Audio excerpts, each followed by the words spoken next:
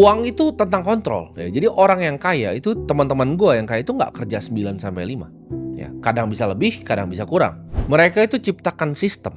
Orang yang jadi kaya itu tidak pernah ikutin aturan main gamenya yang diajarin ke kalian. Sekolah ya, cari kerja, abis itu nabung. Gak ada gue melihat satupun di bumi ini yang benar-benar kaya cuma dari ikutin 3 itu. Yang kaya adalah mereka yang punya sistemnya ya. Mereka yang bikin sistemnya, mereka yang bikin aturan mainnya sendiri, mereka yang ciptain gamenya.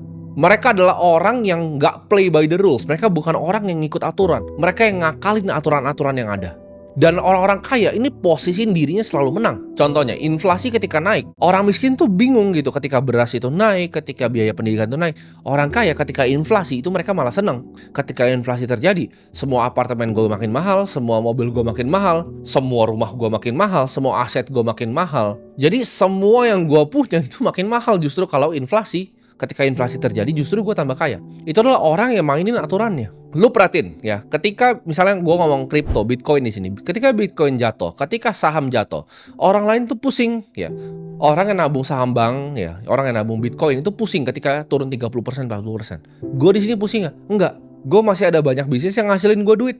Orang kaya itu desain hidupnya ketika semua sistemnya itu mau coba ngakalin dia yang ngakalin sistemnya. Ketika inflasi itu bunuh semua orang, inflasi bikin gue tambah kaya. Mereka paham bahwa uang itu adalah sebuah alat, ya, sebuah tool, bukan sebuah reward atau hadiah.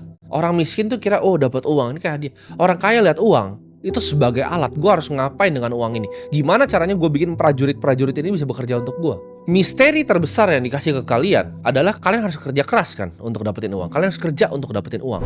Padahal uang itu dicetak, dipindahkan, bukan dicari untuk kalian bekerja. Kita orang-orang kaya bikin sistem untuk gimana cara cetak uang.